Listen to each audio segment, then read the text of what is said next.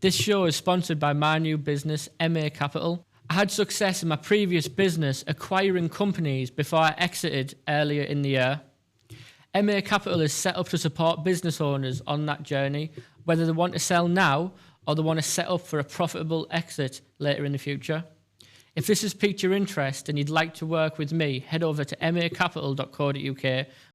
So welcome back everyone to the Fast Pound, Slow Pound podcast. Today we've got on Mark, who is a PPC expert.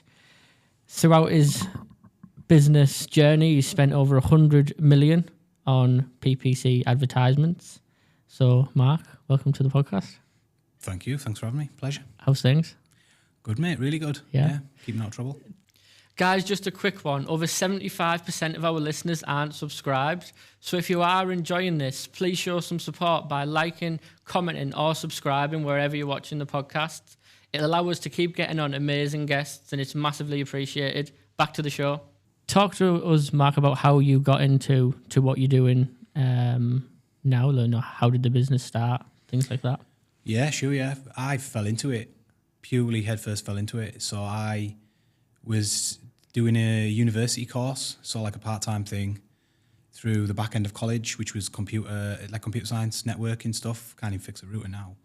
And I met my business partner that's in both businesses with me, Jonathan, was doing that.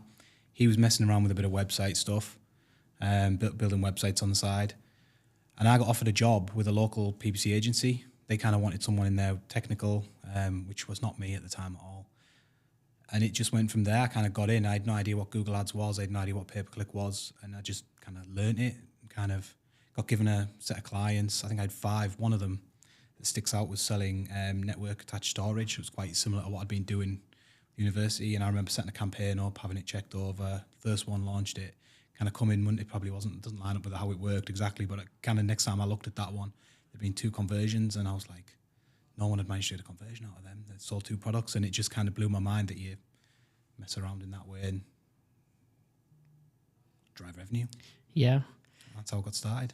Give me an idea on sort of when this was, like what year were you at uni and what, give me a visual. I set Kuro up in 2009. So we set it up, 2009. And I did just under a year at the PPC agency before that, so 2008. So about 2008, 2009 time. And I mean, you'll be able to tell us more, but was that different? Was it a completely different space than what it is now? Oh, yeah. I mean, I'd never advise anyone to set a business up in the middle of a financial crisis, but I guess if you're going to do it, you're going to have some sort of crisis, aren't you, with what we know now. PPC was a massive space, massively different. It was just basically text ads and Google search back then. As a product, it was very simple, all about being very granular, structure, that kind of thing. Very, very different to what it is now, yeah. So how is it different to now then? You mentioned it was text ads then. What is it now? It's just, I guess, grown. Obviously, business has changed, hasn't it? The e-commerce landscape, doing business online is kind of changed. The platform, Google, I mean, it's where they make their money. They're gonna, they don't make a ton of money giving away free Gmail accounts to the. Yeah. But it's. I bet they must make a bit. I think I pay. I think I might pay about £15 a month, and that's just me by myself. For you, yeah. So yeah.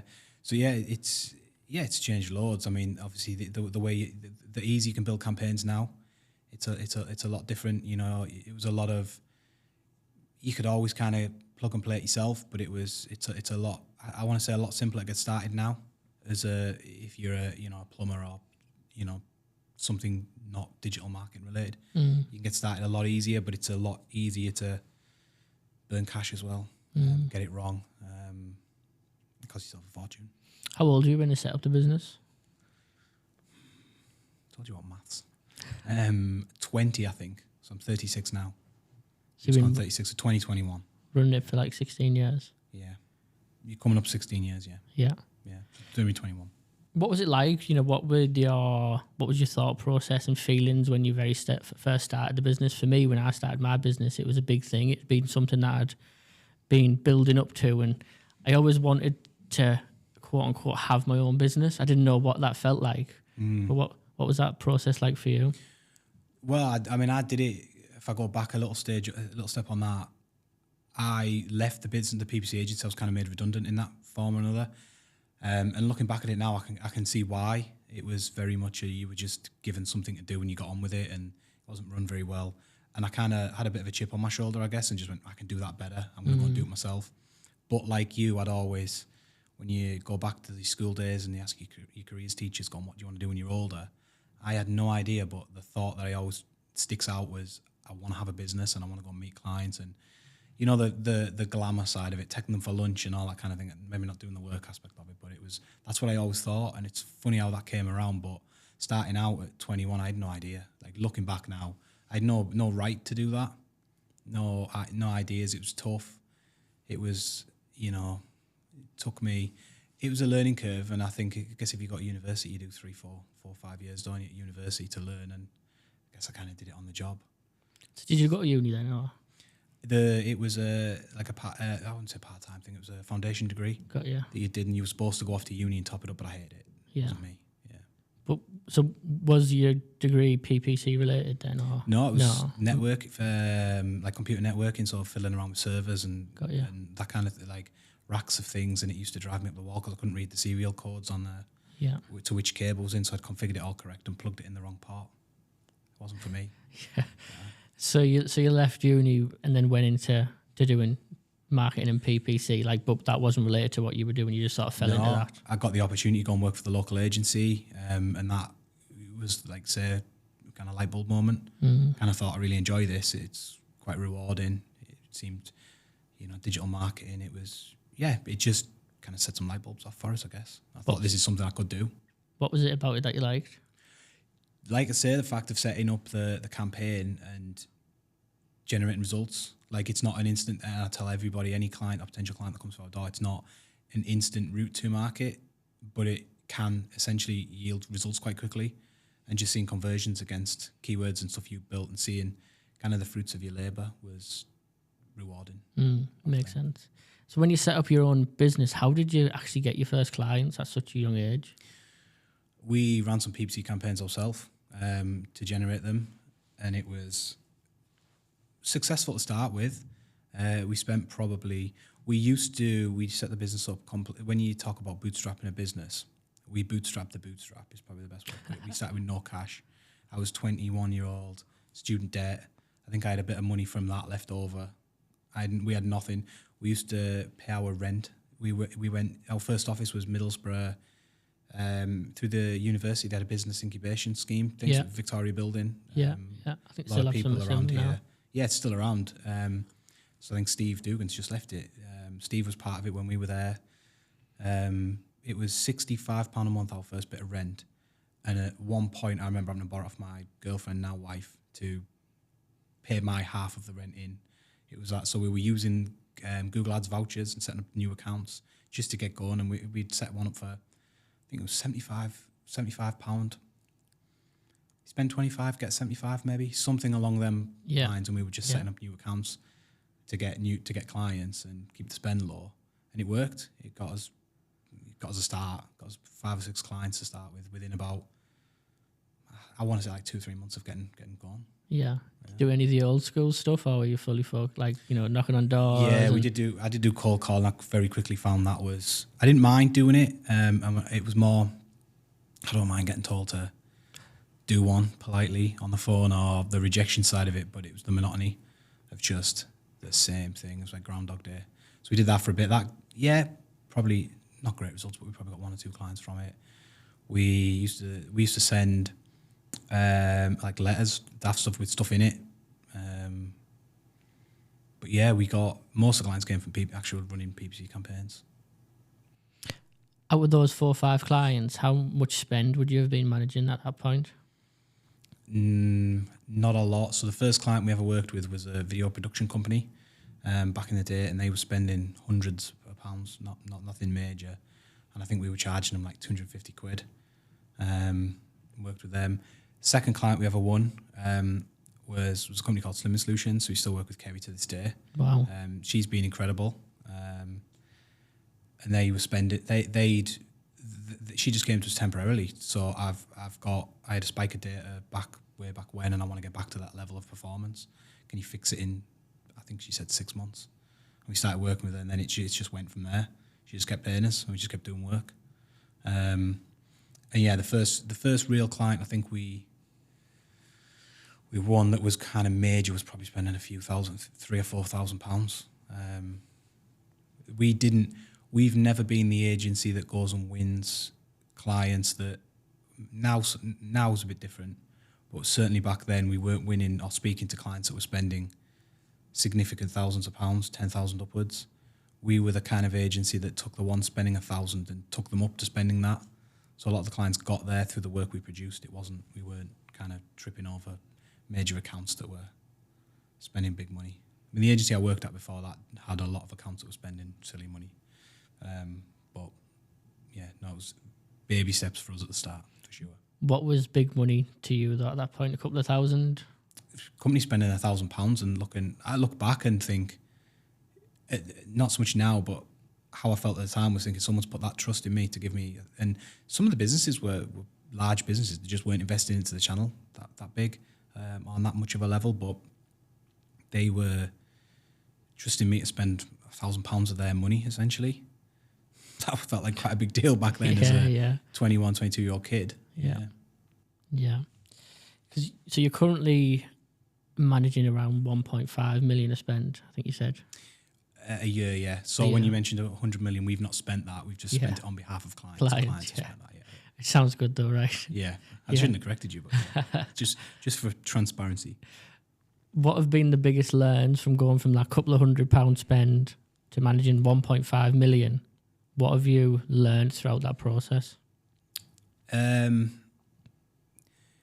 PPC wise, I think, or the actual craft of the stuff we've never been concerned about, because the type of attitude I think me and Jonathan both have is that Richard Branson quote where he says, learn how to do it afterwards. And I think people can take that the wrong way, but equally, we would never hand over we wouldn't do a terrible job putting our name to it. You know, we would stay up all night to try and figure problems out and that kind of thing. What we've learned is, if you're going to work with a client and you're going to bank your success on the back of theirs, you've got to be honest with them. You've got to be transparent. You've got to be genuinely interested. So there's a lot of times, you hear people say during the sales process, you've got to be really interested. That can be difficult if you're selling plumbing parts or something really kind of dull and boring, but you've got to be interested in what that person in that business wants to achieve and how they're going to do it. Because if you're not, they're not going to believe in you. And at some point, if you're going to take somebody from spending £1,000 a month with you to spending £15,000, £20,000 a month and really kind of them investing into you to grow their business, they've got to believe in you. They've got to have that trust in you. I think business is, I don't really want to put a number on it, but hugely people-based. Having integrity, trust, honesty, being transparent, being a decent human being will get you much further than being the best at whatever it is. If you're the best at what you do, but you're an arsehole about it, I don't know if I'm allowed to swear, by the way. So you can definitely, but you're not a nice person with it, you're better off kind of not being as good as what you are and having integrity and honesty. And you'll have that or you won't, you can't fake it. But does that make sense? Yeah, it's a good point as well. You mentioned staying up all night to fix problems if you need to. What are some of the problems that you or your business partner or a PPC agency would come across? It just changes in the landscape, I guess. If there was a new kind of we've ran through Google Shopping being rolled out, remarketing being a thing. Now it's just commonplace. Clients kind of dropping on you.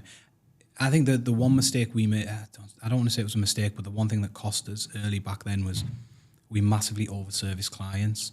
So clients were paying us if you think of it commercially, we would just kind of heads down, backsides up to get the work done and do a good job for them. So if they phoned at 5 o'clock on a night and went, there's this Google Shopping thing and I want to know how to get my products onto it and I want to do this, we just went, yep, no worries, this is urgent, we're going to get on it. Whereas actually, I think if you could go back in time and ask them clients that had gone, a couple of weeks would have been fine. We just kind of, you don't see it like that. There was very much an urgency to get stuff done. When did that change? I don't think it has changed. I think we're better at managing our time. I've certainly not changed. I'm the most impatient person in the world. I was having this conversation this morning with Jonathan about a project we're working on. And I'm like, I just see tasks and I'm like, but where do we start? Let's just start and let's just get on with it. Let's just do something. That's probably my fault because he's certainly more organised than I am. Yeah, it's definitely my fault. Yeah. You've done so 16 years in partnership together. You know, you must work well together.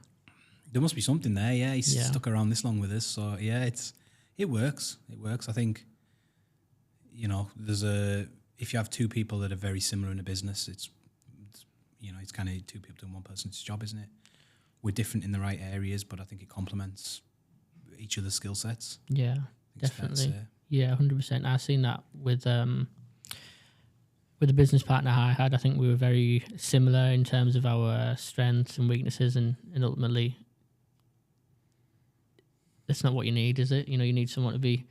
Because I would describe myself as like sort of, you know, the big picture, you know, the visionary, the ideas, not very good at finishing tasks, but great at starting them. So you need someone who can ultimately complement you.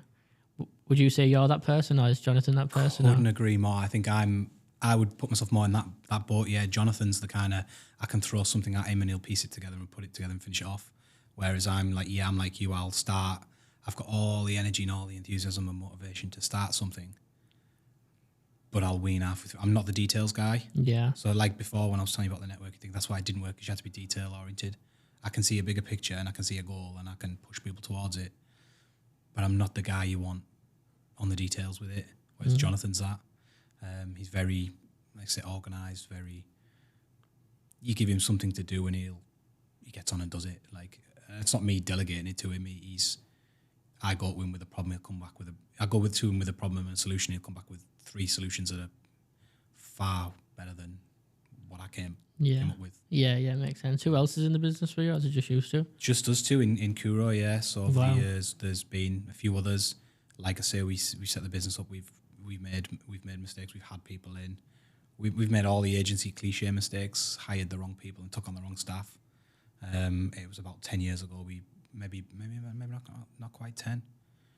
We changed it round. We met a guy, kind of like through a mentorship thing, through the Teesside University stuff again, or Digital City. I forget which one. And he kind of looked at us and he gave us a task to do. It was the most simple task in the world. I can't really fully remember it, but it was like, write down a list of all your clients, write down the ones you enjoy working on. Right, it was a box. So it was a box. It was plot them on this thing, and it basically, the results of it transpired out were the ones you didn't like working on were the ones that didn't pay your bills, or were the ones that were making everybody miserable every time they rang the phone or sent an email. Yeah. And then he went, so you just go and sack all of them and get rid of them, and went, you can't do that. Like, who thought you could sack clients? And you can and you should. Yeah. And it was amazing, the transformation that kind of made, you know. Yeah. Got to let us get rid of a few bad actors from the staff kind of pile. But equally, it was like, who wants to be at that point where you look at your phone and you just, like, and don't get me wrong, it'll happen with the good apples and stuff. Stuff goes wrong, but every single time the phone rings, you just go, oh, that guy's just gonna, like a vampire to my energy. Not worth it. Yeah. And it doesn't matter how much they pay you. Equally, I've learned that lesson the hard way. Yeah. I've had to talk Jonathan into getting rid of some sizable contracts that we've had. And I've kind of sat there on a night thinking, is this the right thing to do? And then within a week, he got, 100%. When the phone's not ringing, the emails aren't pinging every 5 minutes. They're not just destroying your life, basically.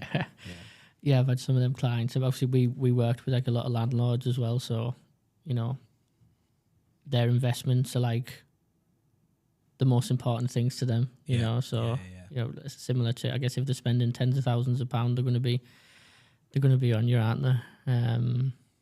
Yeah, I think that's an interesting exercise to do, isn't it? So what year was that? When you sort of scaled back the business? Yeah, we pivoted a little bit. So I want to say it was 10 years, but I've lost with COVID and that, I've lost all track of time. It was probably 10 years ago. It was 2014 probably about right. So from sort of that time, have you stayed just you and Jonathan in the business? Yes. So we do work, we do bring people in for projects, but again, there's been a pivot. So we're working with clients on more than just PPC, which is where obviously the next stage of the business has kind of come into it, which is where obviously we're kind of almost taking that CMO role on in with clients. So they might have a website that they're re-platforming or something, and they want somebody that they trust sat across it, that has an understanding of that process and knows the kind of commercial goals and the reasons for doing it, to bring in the people that have the technical ability to carry that job out. Have you made an effort, like a conscious effort, to stay within that PPC niche throughout that time, or?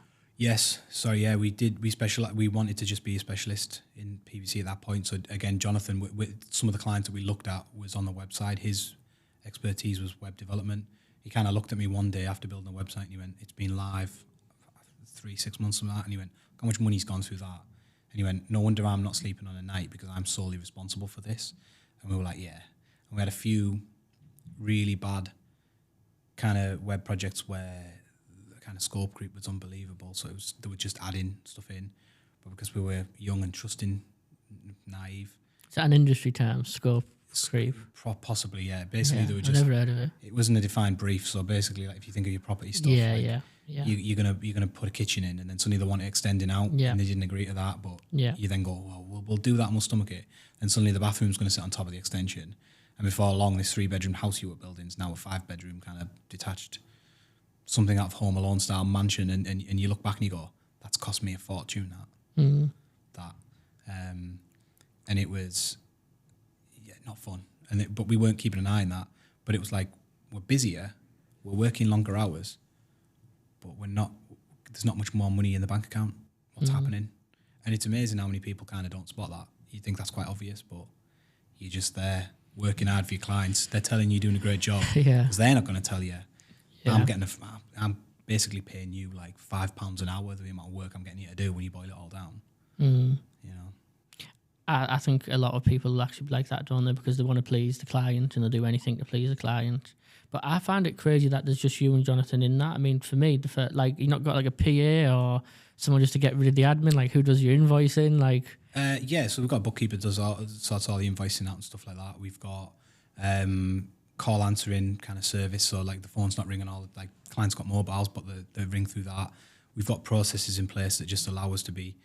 If we've got a client and they're demanding meetings all the time, something's, like they're going to get billed for that. There's process, like we'll add on essentially time for that because unless it's needed, there's no reason to be. So it's runs like a well-oiled machine, so to speak, in that regard. And then we've got kind of people we can rely on outside of us too. But yeah, it works quite well. We are very what's the word I'm looking for? We know the target audience. We know who we can help. We know where we make the most impact. We know where we add the most value. We're very good at saying no now because I think we've been burnt that many times. So we know we're not just out here kind of taking any job on. We know the signs of. We know if we take the wrong client on, whether they align with our values or whatever it is. We know that if it's the wrong job, we're gonna have to work twice as hard at that because we're not the right fit. Whereas it's not going to benefit either of us. We can just say we're not the right fit for this type of. For your law firm or for your whatever it is. Yeah. We very much know what our lane is in terms of that, and that's both sides operationally and then where we get results and what we're good at. We don't want to work with clients who will dig the heels in when you're trying to move them a bit faster than what they want to be moving themselves. We need a client to believe that when they come on this journey with us, they're not going to cause problems and slow everything down and cause, so it's a process, but it works. Talk to me about first of all, let me ask, which niches or industries can you help the most?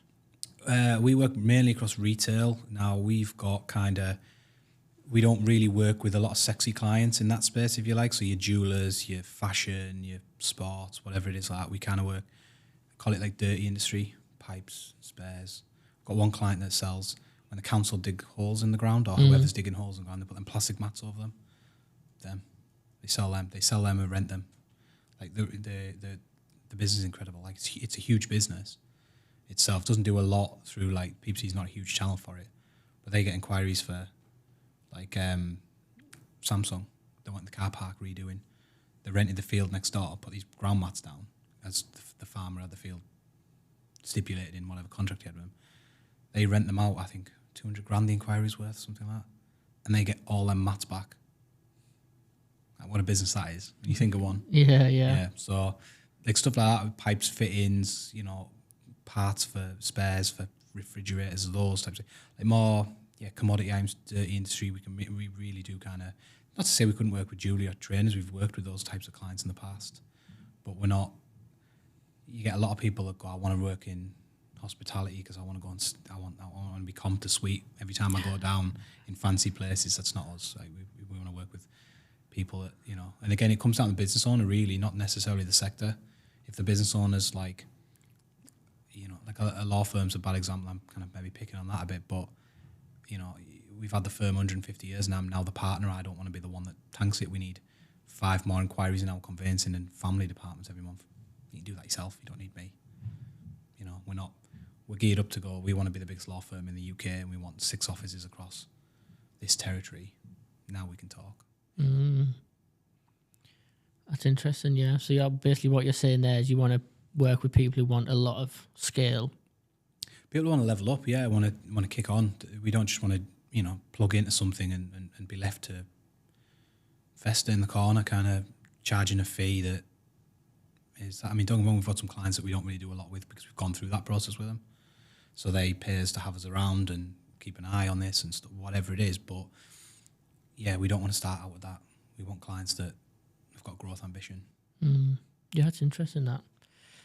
Yeah, really interesting. So what I know, obviously we're in an M&A mastermind group. That's how we met. Yeah. So can you talk a little bit about sort of, you know, what you're up to at the moment in terms of that? Yeah. So PPC is not really my day to day anymore. In that regard, we obviously still deliver it and whatnot. It's part of the group now. So again, if I go back to the start, it was we're working with. So we play nice with a lot of other agencies because we're not interested in delivering on web, SEO, paid social, whatever it is. We can kind of work really well, and clients come to us, and I think the way we work ends up kind of seen as lead on that. One of the red flags in kind of working with a client is how many agencies are you working with and who in the organisation is in charge of all those relationships. So like if they want to set everybody on a call, we're not interested, because what's going to happen is you might have 4 agencies in there, and he who shouts the loudest will be the one that's heard in that regard, and I'm not well interested in playing that game. It becomes hard to get your point across and do your best work, basically. So we're looking for partnerships we've always looked for partnerships where that is a mutually beneficial arrangement. You know, you guys deliver on web and we'll do the PPC, and we can work together, and we're not getting in each other's way and, you know, causing the client a pain, and we can solve those problems. But over the years, it's become harder and harder. So M&A came around because we got approached by an agency, and I kind of thought, well, I know people are doing acquisition. I know it's kind of rife, kind of what I'm doing. And I went, that sounds like, you know, when you just think it sounds like an interesting conversation, but I have no clue about it. So I'll take the meeting. Anyway, I did. And off the back of it, I kind of thought, well, we've been trying to hire because we're hitting our capacity. We're trying to grow, we're trying to do this, we're trying to do that. And I'm like, this just ticks a lot of them boxes. So the plan before that conversation was, well, let's just go and hire 2 people, pay them a fortune because wages in the kind of industry have gone through the roof a bit. And we'll just take that risk, and then we'll go and find the work, and we'll hope they're the right people, and we'll hopefully get the right work and not end up having to compromise on our values and stuff that's gotten us to this point. We'll just hope. Whereas actually with acquisition, we went, in the business in question, there was 2 staff members, and it was like, well, they've been there like 15 years combined, and they come with revenue attached. So I don't have to find them work to do, but they have capacity, and I can grow. I was like, that's like, again, talking about light bulb moments, that's when I went, right? And I rang my accountant, funny enough, in this building, and I was like, Nick, can I buy a business that's like 80% the size of mine? And he went, well, yeah. And I went, can I? Great. Hung the phone up, and I was like, Jonathan, we're going to go, like, let's go and do this. And Ross was speaking of the M&A, it was the first, I've known Ross for a lot of years before, obviously, the group. So I knew him before that and saw his journey, and I went, I know a guy that can help with this.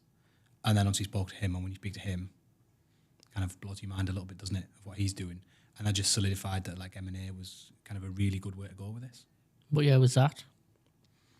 Last year. So it's probably been about a year. I'm a year into the journey, I think. Oh, really? I thought it was longer for some reason. No, about a year, 13 months, something like that, from when I had that first conversation where the light bulb went off. Yeah, interesting. So what have you learned in that period? Too much. Just basically, I think learning M&A gives you a good understanding of what a good business looks like. Yeah. And that then translates into your own business. Of course it does. I think it's definitely, I can't say it hasn't helped across working with clients, working with partners.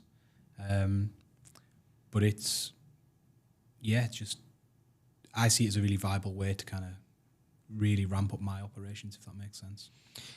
Yeah, I had a conversation with Nathan Winch, and I said something similar. You know, it's as the business owner, as you level up and start to think about M&A, it helps your current business as well, because, you know, you start thinking of things in a different way, don't you? You know, you start thinking about, well, I'm looking for this in another business to buy, but is my business like this? 100%. And, you know, if I won't buy this business because of X, Y, and Z, then I need to make sure that X, Y, and Z is not like that in my business. I've very much felt like a hypocrite when I've kind of been talking offers with people and going, well, we require this and we need that in place, so this person to be doing this, and I'm going, that's not again, I'm not selling my business, so it's you know, it's a different side of the coin, isn't it? But yeah, 100%, you do learn what that should be, what that needs to look like. Would you say your passion is with M&A, or is it PPC marketing? Growth, I would say. As I've gotten older, I think growing something, building something, and I think them two fit that perfectly. That's what I'm most passionate about, yeah. What does a day-to-day look like with someone who's focusing on M&A? A lot of Google Meet calls. Yeah. Yeah. So a typical kind of week, I've tried to, again, going back to being organised, I try and organise them for the start of the week. So I've still got the end of the week to kind of, it feels weird, doesn't it? So yeah, if I booked them the other way around, having the end of the week, you feel like you can catch up. So Monday, Tuesday, Wednesday can be booked out with a lot of calls, depending on where we're at. So at the minute, we've got a number of offers, depending on when obviously you guys put this out, either have them out or going out. So we're not really kind of trying to take on too much. The deal flow's pretty good at the minute. Is it? Yes, I mean, don't get me wrong, I ain't going to take my foot off the gas, but yeah, things are in the works at the minute for that to kind of kick on. But yeah, so yeah, we've done a lot of the calls, looking through a lot of accounts, sitting on a lot of calls with like the team. So Jonathan, my other business partner, Ross, is obviously on board with the group, and just making sure we've got, you know what it's like. You're on calls with commercial finance houses, with people trying to raise investment from the private side of things. You're looking at, you know, I'm speaking to Nick all the time, my accountant, about, you know, what does this mean? Because it's, as much as I kind of know how to read a set of accounts a little bit better, I'm still not great at it, you know. Speaking to the seller in that regard, keeping that rapport up there, making sure, you know, we fully understand their business. A lot of talking, basically. Yeah, a lot of relationships. But talk to me about deal flow. So probably the most important thing, I guess, when you're trying to do a deal. How are you booking calls? How are you making sure your deals flow is strong? Yeah, so again, going back to learning the hard way and learning curves, I definitely did this the wrong way. So I put all my eggs in the basket with the agency, the one where the light bulb went off. I just went, well, he'll do a deal with us because he wants to. As it turned out, he wasn't as ready to sell his business, which is fair enough. So then we found another one, which was off market. So I put all my eggs in that basket. And then as it does, we got to heads terms and it fell through. Same again with another one. And up until recently, we've kind of, Ross has very much tried to instill deal flow. Like they're going to fall down, stuff's going to happen. So we started off with brokers. You're looking at me like you've kind of gone that route, and that's tough. That's hard work. But we've kind of put the digital skills, I guess if you want to call it that, to use. We've gathered data when we use a tool called Lemlist to just drip this out to people. So we found agencies that kind of sit in our sweet spot that we want to acquire, or that look like they're in our sweet spot, and we've just gone to them directly with an email and said, are you interested in a conversation? And that produces, if you want some stats, that produces around about a 15% positive response rate, and I get about, overall it's about 5%. When I mark them as interested in the tool, it's about 5% for people we contact. I'll have had a positive conversation. I mark them as interested once I've had the conversation with them. So and then I'm really picky about, obviously, that if it's a conversation, it's not gone the right way, or they're not interested in any sort of sense. It's just been a waste of time, for want of a better put it. And it's still 5% there, so we're finding we're not short of conversations, basically. Yeah, so basically what you're saying is, you know, you're getting to around 15% people interested, but only 5 of them really 15% response rate, I think it is, of people that come back that is somewhat positive. So like that includes the people that are like, can you send me some more information, or can you send me a pitch deck, or whatever it is they think they want. It's not a no bugger off, but it's not a like, I have a plan for the next 2 years. How can you help me speed that up and condense a bit of time, kind of thing. And then off the back of the call or whatever, it filters down to around about 5% of the total people we've contacted.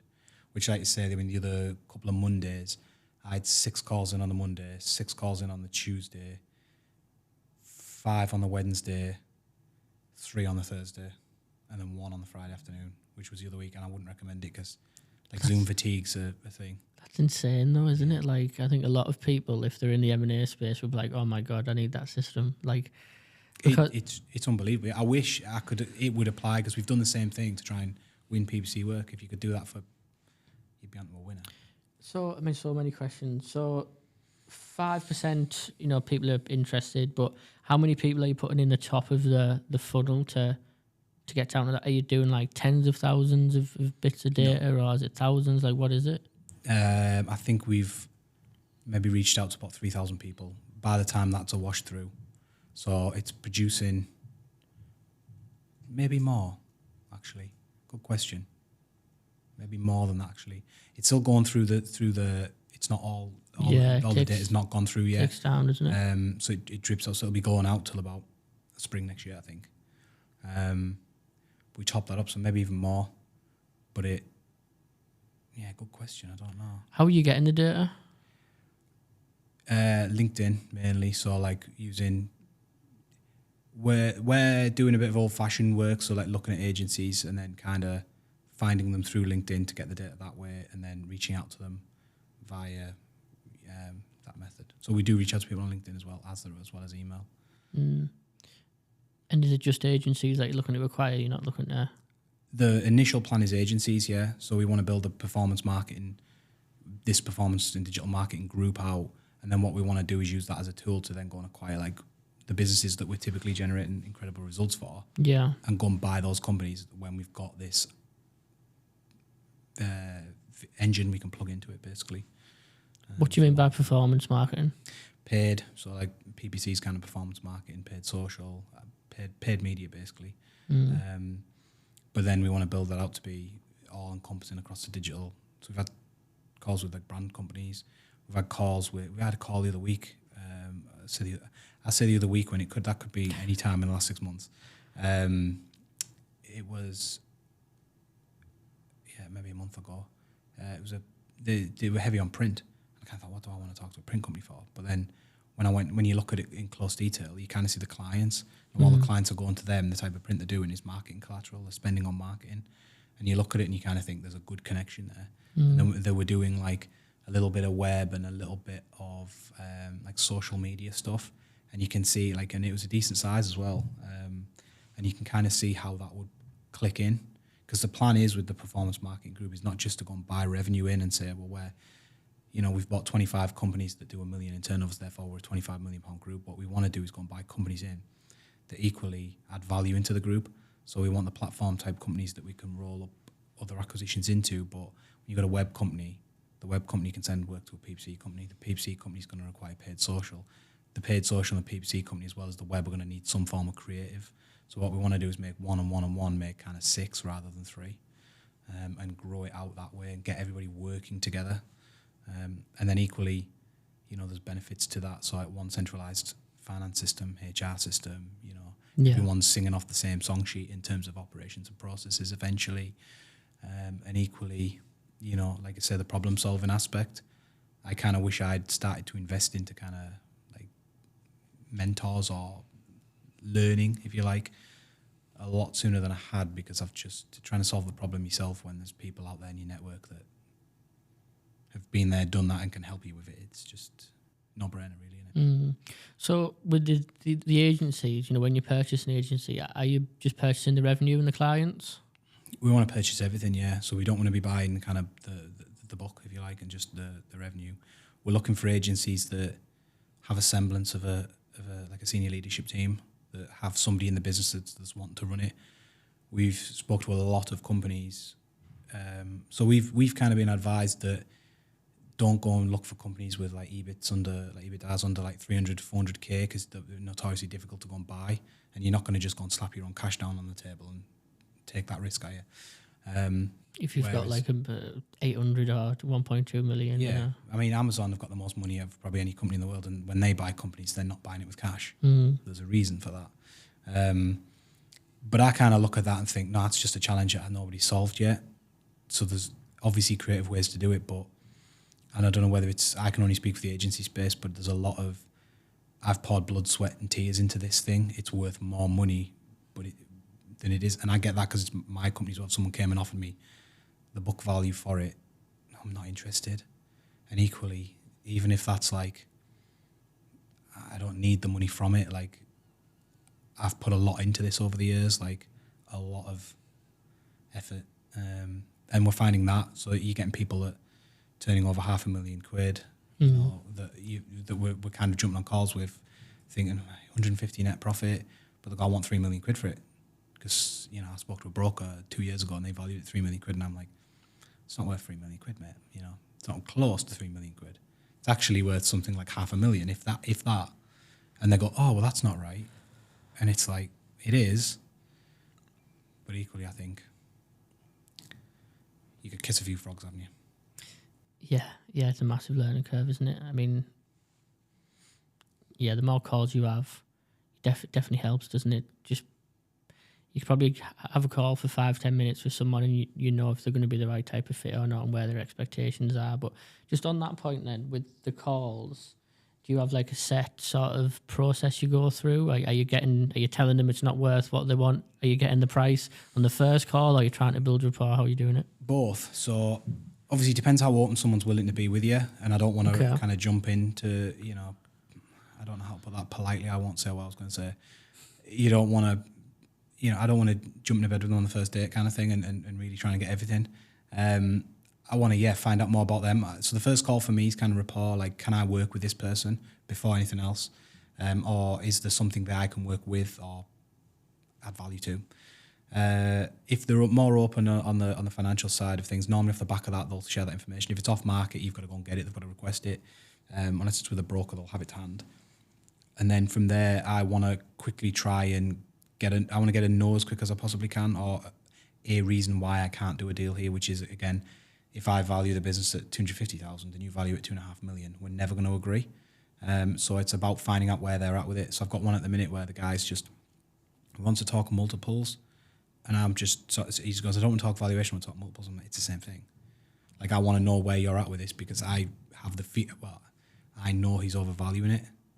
I've sent him over my valuation and he hasn't come back and agreed or not agreed to it. So it's kind of a bit of a red flag. But yeah, build rapport. I don't want to come across, I'm not interested in taking something off someone and pulling the wool over their eyes. I want to make sure that it's, you know, the right thing for them and it's in something I can affect positively.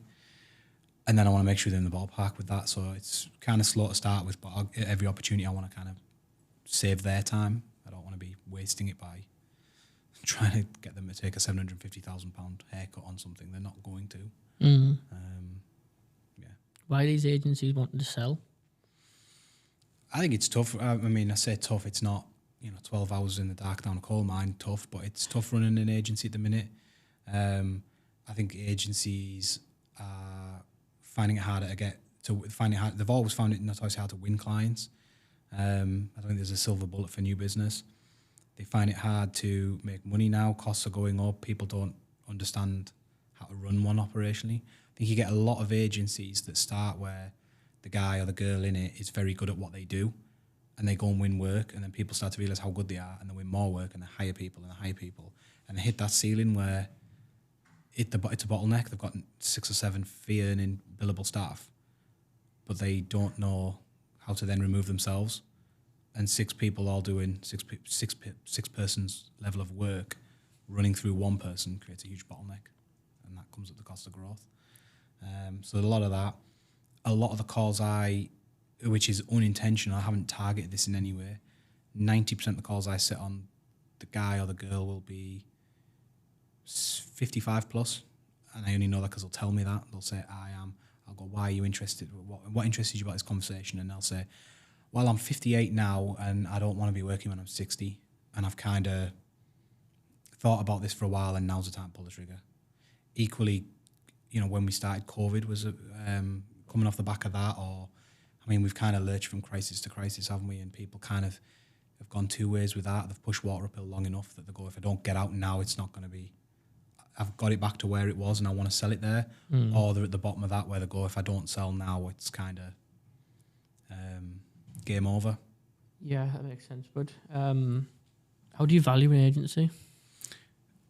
Historically, on a historical average, so we're looking at performance. So we're looking for agencies that have consistent kind of sets of accounts, clean sets of accounts, and we are looking to pay 3 to 5 times EBITDA multiple on that, in and around those. Now, again, there's been a few times where we can compromise because there's been a good strategic fit, but equally that's where the valuation is going to sit. If anyone buys that company, that's where it's going to be. The closer to £1 million you are in net profit, the closer to a 5 times multiple you'll get. The further away, the closer to 3, if at 3. We've had talks with a few where they want to sell the business, but really all it's worth is the revenue, and you're looking at almost offering them 1 times multiple on cash flow, basically. Yeah. That's how we do it. Are you looking for businesses all over the country, or are you wanting something where you can touch and feel pretty quickly? No, ideally, if you had 2 businesses that were like for like, and one was on the south coast and one was right here in the northeast, that would be preferable. But no, anywhere in the UK. I think longer term, it might even look at expanding into Europe, US. Nice. US is massive in it, so. But yeah, anywhere in the UK at the minute, nothing's too far away, is it really? And with the way they work, if it's remote anyway, you can work digitally anyway. So yeah, all good. How are you balancing? Because it's something I've struggled a little bit with. Is how are you balancing time between M&A and making sure that cash flows coming in from your existing business? Good question. We've split the role even further down, myself and Jonathan. So he's now looking after that, and I've removed myself a little bit from the operation. So we've streamlined operations again. We've gotten rid of a few clients that were, we've gotten rid of. Haven't gotten rid of them. We've had conversations with clients about how we expect them to operate within working with us, and if they're out of line with that, then not for us. And he's just in charge of that whole thing now, so he's looking after all of that. So we're fairly small for how we've been over the last few years, and running as lean as we possibly can while we look to grow this way. So I'm now not sitting on calls as much. Don't get me wrong, there is still some, so we've got really good partnerships in place where we get referrals from, and we're still very keen to look after them.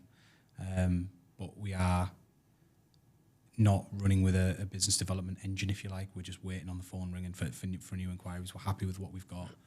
We're very confident that clients aren't going to just up and leave for want of thinking of it. And we're actually looking at hiring as well to bolster that. Okay, interesting, yeah. So it's a transition period in that, but I'm kind of trying to prioritise my time for the 2 to 5 year kind of stuff, as opposed to the 2 to 3 month kind of stuff. Yeah, I mean, it makes sense. So I guess what you're saying is, would you say you've took a little bit of a pay cut overall in terms of the business isn't growing as much, but you're happy to take your foot off the gas because you can see the bigger picture?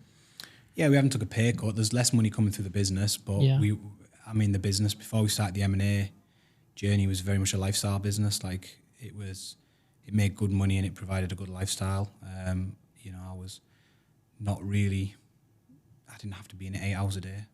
It was set up very well.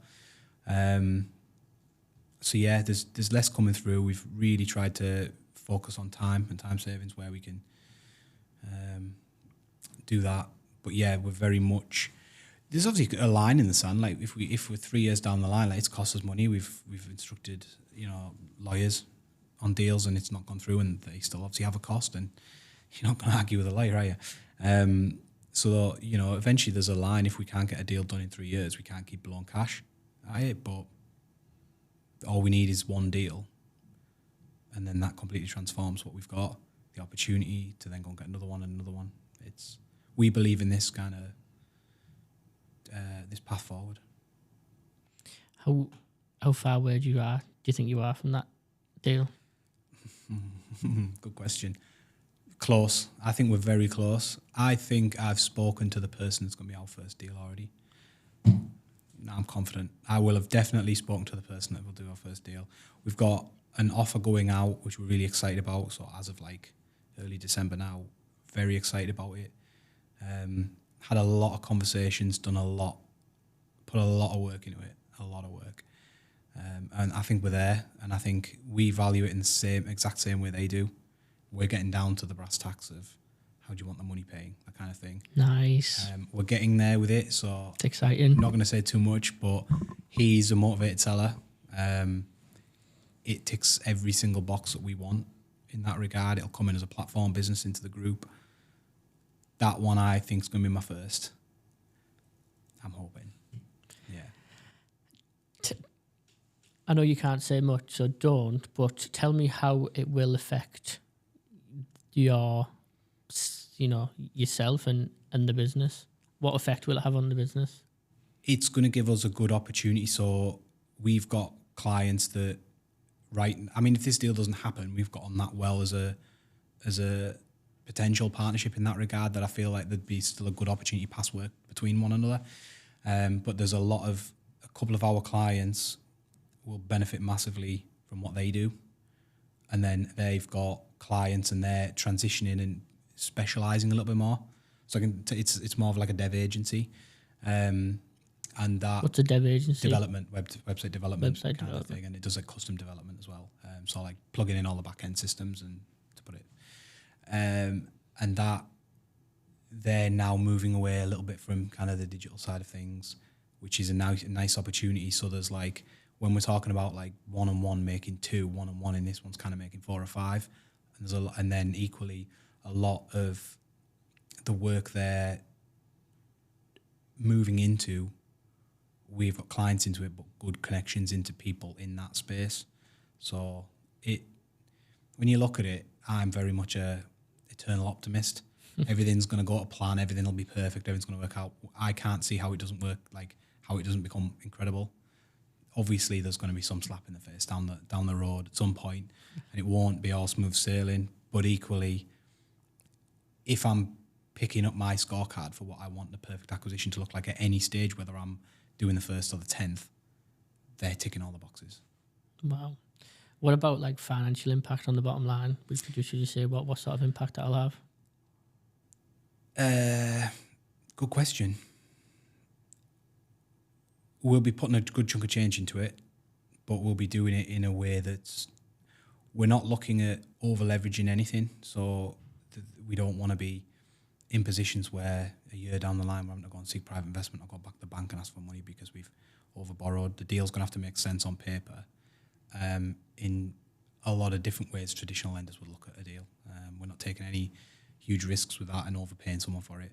So it's going to be short term, we'll be investing a good chunk of capital into it. I don't want to say how much, but it's like a good chunk of capital going into this deal that will hopefully get it over the line.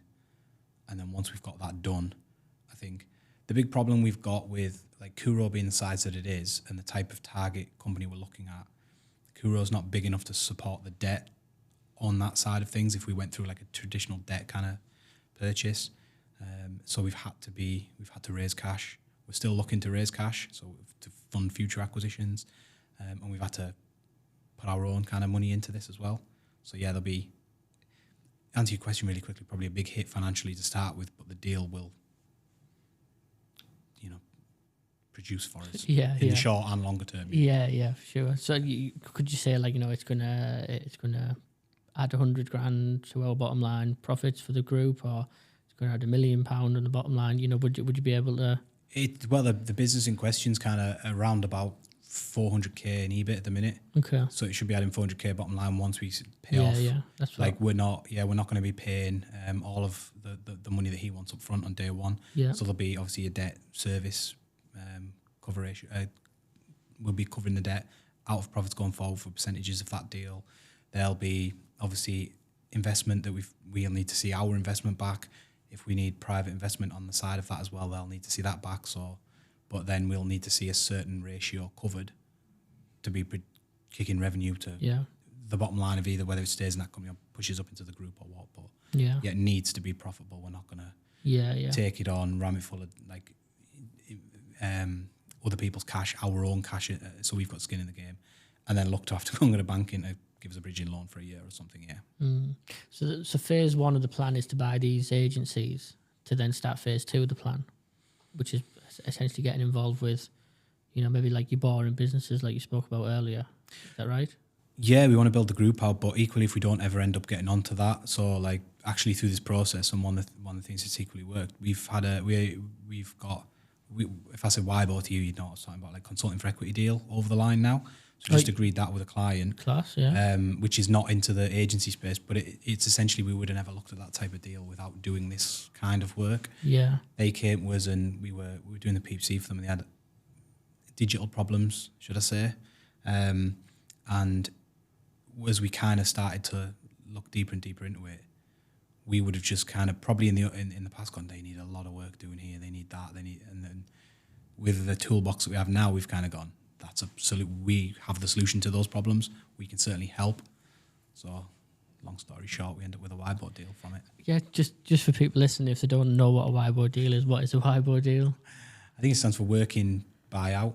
I think is what it's consulting for equity. Basically, they've got a problem in the business that they can't solve, and I guess we've identified their bleeding heart problem and we can fix it. So we've basically got them instead of just saying pay us like huge amounts of money on a consultancy basis to do it. We believe in them too, to be fair, and we've kind of said, well, look, give us some equity in the deal, and when we come in and we produce what we say we're going to do to level 1, level 2, phase 1, phase 2, whatever you want to call it, that'll trigger the equity purchase, equity transfer our way, so which is happening day 1 anyway, and then they'll eventually start to pay retainer and stuff like that. So it's basically we're adding value on a level that we're adding value into the business in certain areas that they don't possess as business owners, I guess. In your opinion, what are the pros and cons of a whiteboard? I'm probably not your guy for this, but it's certainly in our side of things, it was like we could charge them a lot more money and do it, but equally we were kind of like, with an agency it goes back to like value-based pricing, I think, and you get your fixed fee pricing where you say we'll charge you like £1,500 a month, but if you solve a problem where that company then sees £1 million of benefit from that, charging £1,500 is just selling you time. If you went to that company and said, I can put I can't remember the numbers I used now, 1.5 million, or a huge amount of value into your bottom line, and I think that's worth £250,000. So how about I go and do that? The pros are if you believe in yourself and you can deliver. If I came to you right now and went, you give me £250,000 when I deliver you 1.5, you're not going to say no, are you? No. So it's quite an easy thing, as long as you can solve the problem. I think the way we did it was they believe us. So I think we'd instilled enough confidence in ourselves because we'd worked with them prior to this that they went, let's just get that done initially. We don't need you to prove that concept. But I think the cons are, I guess, is you could then put a lot of good time and a good effort into something and it not work out for whatever reason, just not getting on with the person at the end of the day when it comes down to it. It's a different relationship with, like, they're now business partners. They were a client. It's a different dynamic. But I think there's a lot more pros than the cons. But I think you've got to be able to have confidence in yourself that you can solve that problem, because we're going to be putting a lot of time and probably even money into it to fix a lot of these problems quite quickly. You mentioned like your toolbox now that you've got with, acquisitions and whiteboards and stuff. So the people who you are speaking to, are you sort of going at it from an acquisitions point of view, and then if they're not quite right for that, potentially looking at a whiteboard? Like are you not actively looking for whiteboards? Like what's... Good question. Ross said it the other week on one of our calls. He said if the only tool in your toolkit is a hammer, everything looks like a nail, something along them lines. I was kind of going into it thinking there's a lot of just let's talk acquisition. It was actually, I think 6 months ago, maybe I kind of was like, let's just stop trying to steer that conversation. It's very easy, isn't it, when you go into, and you've emailed them saying, I want to buy your agency or whatever it is, to try and steer that conversation and be the leader of it and actually just ask the right questions and let them kind of tell you the problem. And that was leading me to being, well, there's a deal to be done here or there isn't. as opposed to, well, actually, there is something we can do here because this company's on the same journey we are, and we can actually support that. So bringing my boss around. So we've had a few conversations where we had a conversation, to give you a real life example, with two guys with a website development agency, and they had a sizable chunk of cash in the business, and they were, well, we're going to sell the business because the two choices were, we can either hire people in and use that cash and hope we get it right and try and grow that way, or we can invest that cash into an acquisition and hope we get it right, but we don't really know. We've done the tried and tested route of hiring staff and that kind of thing. It's given us different results. But what we don't want to be doing is in a position where that sizable chunk of change just gets swallowed up by market forces happening and other whatever it is, and just business taking a dip. And they were like, we don't really know where to go. And I kind of thought, well, how are you going to pay like that? With how big the cash was, it just basically made the deal a little bit more complicated. And it meant a day one payment, and it would have been difficult to fund at the size of the goodwill in the business. Whereas actually that's then perfect going, well, we can help you with the acquisition side of things, but you don't release any equity to it. You don't lose any until we spend some of that cash and do the deal that you've agreed is correct. Now, that didn't work out because they did sell the business in the end, but it's a good example there of kind of, we have the expertise in that. Like, and I say I've not done a deal. Obviously, Ross would have been on board with this with his 20 plus acquisitions under his belt kind of thing. But it's, like we're already doing what they wanted to do, and there's no downside to them if we don't find something for them, I guess. Yeah, I mean, the way I see it is, if you can increase the revenue and take a minority share and make the remaining shares worth more than what they would have if they were 100% owner, and you can actually do what you said you were going to do, and you can get on with that person, it's a no-brainer. And then if you have other business interests as well, which you can put straight into it as well, like, so, on day one you can recommend that other business to this business, so they might use their PPC spend might go directly to this one, for argument's sake. Well, yeah, if you turn around and say, well, we're paying this web development agency all this money, and actually we don't really get that good service, and reliability is an issue now, and they kind of see us as this, I don't know, maybe they've got bigger clients now and their eyes off the ball. And you can go, well, we can not only come in and make your 80% or your 50% or whatever it is left far more valuable by doing these acquisitions, but the day you come in, there's instant value across the board, good cost savings, new opportunities. Most agencies want new business solving. They want a way to. I don't think they want the silver bullet that drops 100 clients in their lap. They just want consistency, because it's very boom and bust to run an agency, and that comes from, like I said before, you get the founder of the business who's very good at. He's a very good creative guy or technical whatever, and he goes out and he does a load of work. Then he wants to sit across, or she wants to sit across that work, and then it starts to come to an end, and they go, where's the next big project? Then you end up down the bottom, and you're back in that vicious cycle again, as opposed to, we want to kind of come in and solve that business by going, well, you can facilitate that through the 3 or 4 different companies in the group, and then as the group grows, there'll be more opportunity, but equally we can come in and we can do the joint ventures for you, the strategic partnerships, and get out of the business while you still do whatever you want to do. It's a second pair of hands, essentially. And we've proved we can do that, because that's how we've grown our business. It's the fun bit as well, isn't it? Yeah, like I said, but interestingly enough, in the agency world, most people go, I don't want to be doing that. I want to just be sat there, like, behind a computer screen, doing whatever it is that the service that the business offers. Whereas I'm like, oh, not for me. I want to be taking people golfing and lunches and finding out their problems and then looking at how I can solve them. But again, not being the details guy that I can go, here you go, Jonathan. I found this. This is the problem. This is the solution I suggest. What would you do better? And kind of work it that way. But yeah, like I think we can solve a lot of agencies' problems by working in this way, and I think it just works. I don't see it not working. Yeah, Confident in it. To give you another example of that, I spoke to a lady, this was a couple of years ago, before I even knew what a WIBO or a consultants for equity deal was. So she's wanting to sell a business because she started this curtains and blinds business from a bedroom, and it'd grown. She was turning over a couple of million, but all she really liked doing was being on the sewing machine.